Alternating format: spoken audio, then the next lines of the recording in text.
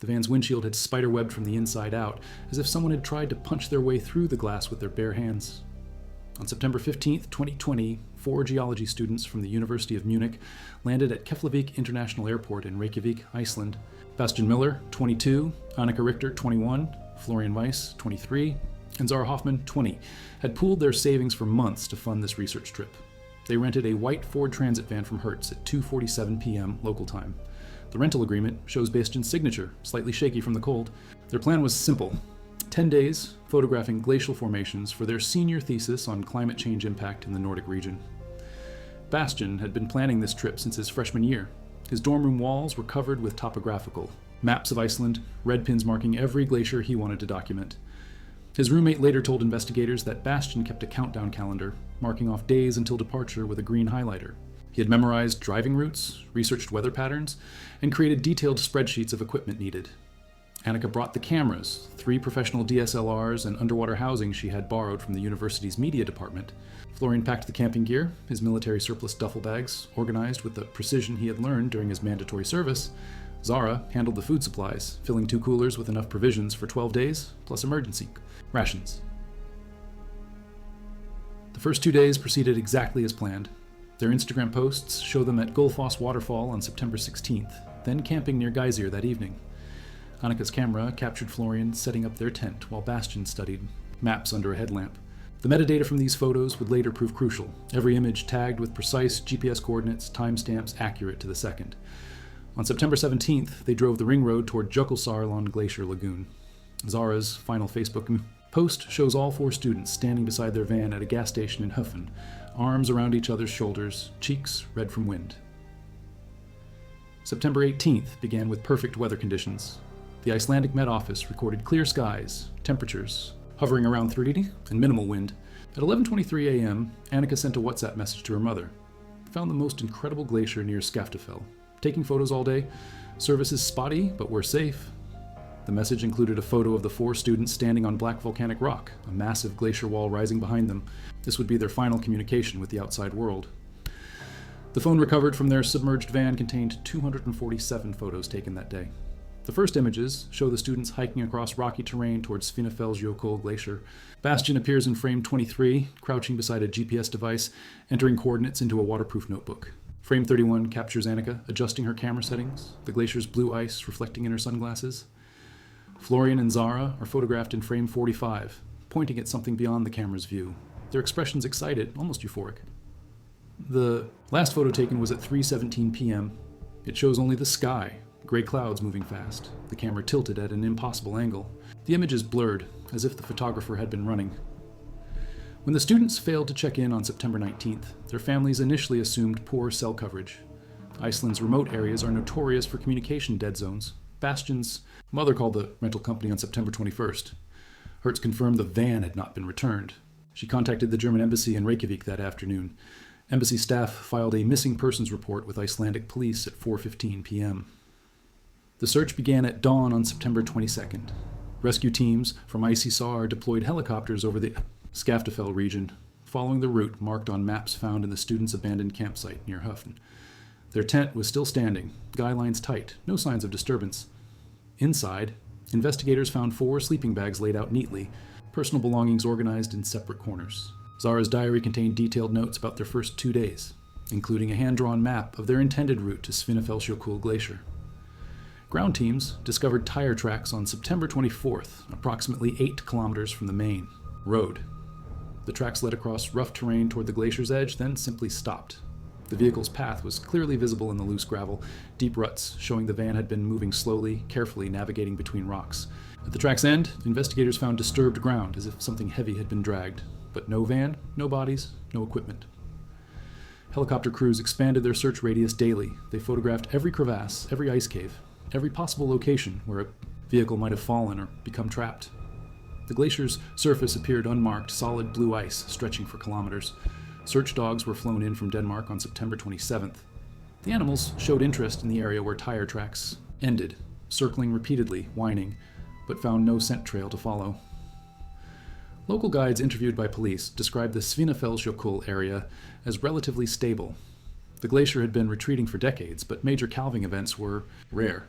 Björtur Sigurdsson, a guide with 30 years' experience, told investigators that Glacier doesn't just swallow things. Ice doesn't work that way. If they drove onto it, we would have seen wreckage. But thermal imaging from search helicopters detected no anomalies beneath the ice surface. The investigation stalled by October 15th.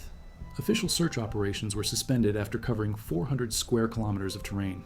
The case remained open, but with no new evidence, police resources were redirected to other priorities. The students' families hired private investigators in November. Additional helicopter surveys yielded nothing. The van and the 4 geology students had vanished completely. Winter arrived early that year. By December, snow covered the entire search area. The Skaftafell glacier gained several meters of new ice, sealing whatever secrets lay beneath its surface. The families returned to Germany, carrying only questions and a box of their children's belongings recovered from the abandoned campsite. The answer came 3 years later, during Iceland's warmest spring on record. Rising temperatures caused massive glacial melt across the country. The Jökulsárlón glacier lagoon, fed by several tributary glaciers, including Skaftafellsjökull, expanded rapidly as ice barriers collapsed. Water levels fluctuated wildly throughout April and May 2023. Local tour operators reported chunks of ice the size of buildings breaking free, floating toward the Atlantic Ocean. On May 23, 2023, the water level at the lagoon's eastern edge dropped 4.2 meters overnight. A section of the lake bed, submerged for decades, suddenly became visible. Park ranger Einar Björnsson was conducting routine water quality tests when he spotted something metallic gleaming beneath the surface. Wading into the shallow water, he discovered the corroded roof of a vehicle. The recovery operation began immediately. Divers from the Icelandic Coast Guard descended into the frigid water, securing cables, around the submerged van. The vehicle was pulled to shore on May 24th at 2:30 p.m. Water poured from every opening as the van emerged. Windows shattered, roof partially collapsed, white paint stripped away by years of glacial grinding. The license plate was still attached, EF4429M. Hertz rental records confirmed this was the Ford Transit rented by Bastian Miller on September 15, 2020. The van's interior had been completely flooded. Sediment filled the passenger compartment to window level, but the dashboard remained partially intact, and investigators immediately spotted something impossible: a cell phone sealed inside a waterproof case, still clipped to the air vent. The phone belonged to Florian Weiss. Its waterproof case had protected the device for 3 years underwater. When technicians powered it on, the battery showed 12% charge. The phone's internal clock had stopped at 4:43 p.m. on September 18, 2020. Its final GPS reading placed the device at coordinates 64.278 and 16.978°W, directly above the location where the van was recovered. Florian's phone contained a video recording that began at 3:22 p.m. on September 18th. The footage shows the interior of the van, all 4 students visible in frame. Bastian is driving, knuckles white on the steering wheel. Annika sits in the passenger seat, pointing ahead through the windshield. "Do you see that?" her voice asks. The camera turns toward the front windows, showing a wall of blue ice directly ahead. The van is moving toward the glacier at approximately 15 kilometers per hour. "Stop the van," Zara's voice says off camera. The vehicle continues forward. "Bastian, stop the van."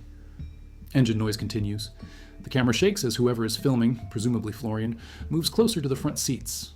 Through the windshield, the ice wall fills the entire view. "Why isn't he stopping?" Annika asks. Her voice carries no panic, only confusion. The van impacts the glacier at 3:24 p.m. The sound is not a crash, but a wet, grinding noise like metal against stone. The camera tumbles, showing flashes of ceiling, windows, faces. When the image stabilizes, the van is moving again, but now they are surrounded by ice on all sides. Blue walls press against every window. The vehicle is somehow inside the glacier, traveling through a tunnel of compressed ice. "This isn't possible," Florian's voice whispers behind the camera. The van continues forward through the ice tunnel, headlights illuminating crystalline walls. The engine runs smoothly, as if driving on solid ground. Through the rear window, the tunnel entrance has already sealed behind them, smooth ice where an opening had been seconds before. The video continues for 8 more minutes. The students' voices grow quieter, then stop entirely. The van moves deeper into the glacier, the tunnel branching into multiple passages. At 3:32 p.m., the headlights illuminate something ahead that makes Annika gasp. The camera jerks toward the windshield, but the image is too dark to discern details. Florian whispers, "There are others." At 3:38 p.m., the van stops. The engine dies, the headlights fail. The video switches to infrared mode, revealing the students' faces in ghostly green light. They sit motionless, staring ahead into darkness. For 3 minutes, no one speaks. The only sound is breathing. 4 people inhaling and exhaling in perfect synchronization. The final 60 seconds of video show chaos. The students suddenly begin moving frantically, but their actions make no sense. Bastian appears to be steering, but the van is not moving.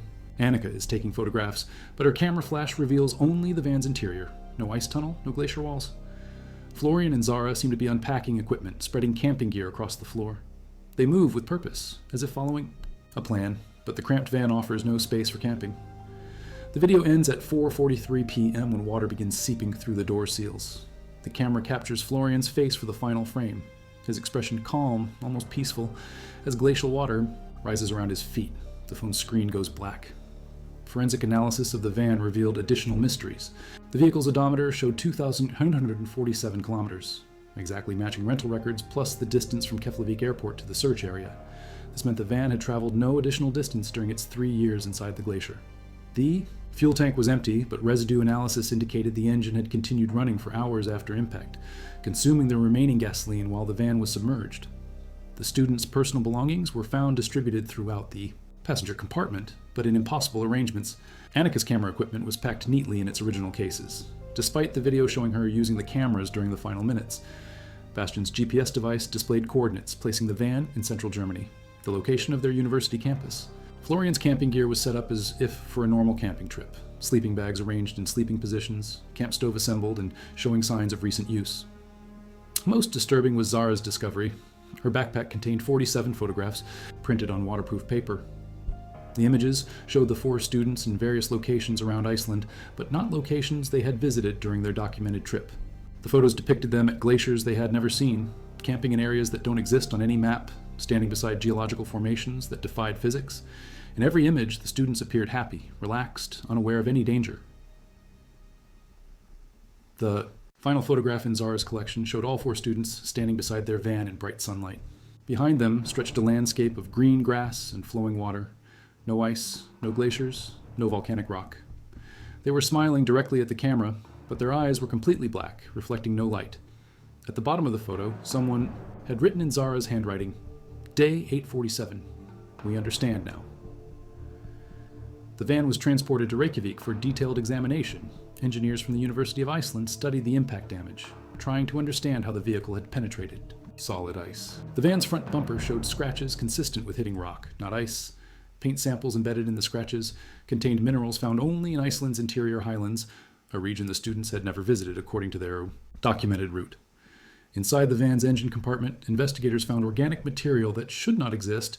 Pressed between engine components were leaves from deciduous trees, oak, maple, birch. These species don't grow anywhere in Iceland. Carbon dating revealed the leaves were approximately 400 years old, yet they showed no signs of decay or fossilization. They appeared to have been placed in the engine while fresh and green. The van's GPS system contained a route history showing impossible journeys. According to the device's memory, the van had traveled through underwater tunnels connecting Iceland to Greenland, driven across the surface of the Atlantic Ocean, and made multiple trips to coordinates that placed it 500 meters below sea level. The GPS logged these journeys as occurring during the missing 3 years, with detailed timestamps and speed calculations. Attempts to trace the students' final hours led to more questions. The Skaftafell Visitor Center's security cameras showed the white van passing the checkpoint at 10:17 a.m. on September 18th, heading toward the glacier access road.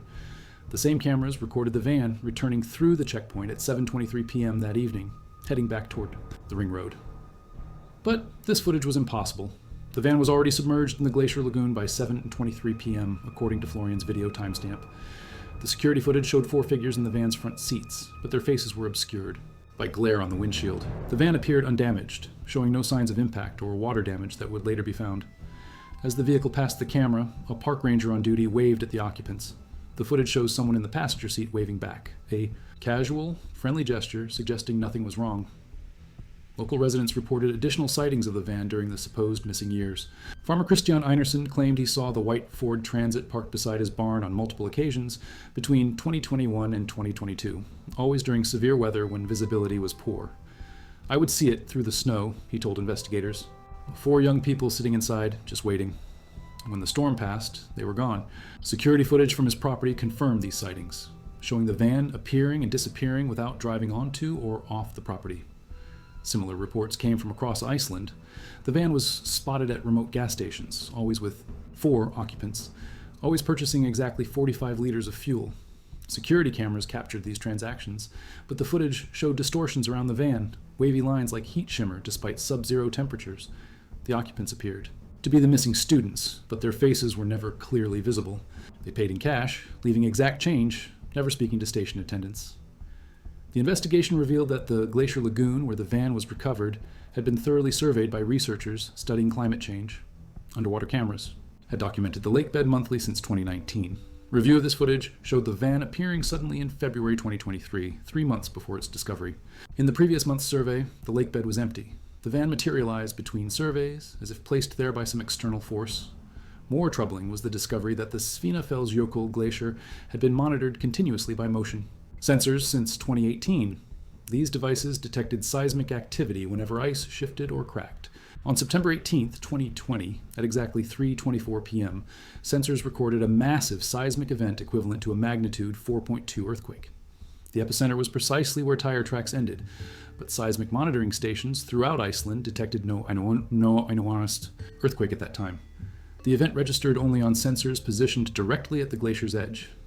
Analysis of the seismic data revealed patterns that didn't match any known geological phenomenon. The readings suggested something large had fallen into the glacier, followed by a series of smaller vibrations indicating movement within the ice mass. These internal vibrations continued intermittently for 3 years, always at 3:24 p.m., always, lasting exactly 19 minutes and 21 seconds. The final vibration was recorded on May 23, 2023, the day before the van's discovery. The German families demanded answers that investigators couldn't provide. How had the van entered solid ice without breaking through? Why did the students appear calm in the final video when facing impossible circumstances? What explained the photographs and GPS data suggesting experiences that never happened? The case file grew to over 3,000 pages, filled with witness statements, technical analyses, and forensic reports that contradicted each other and defied explanation.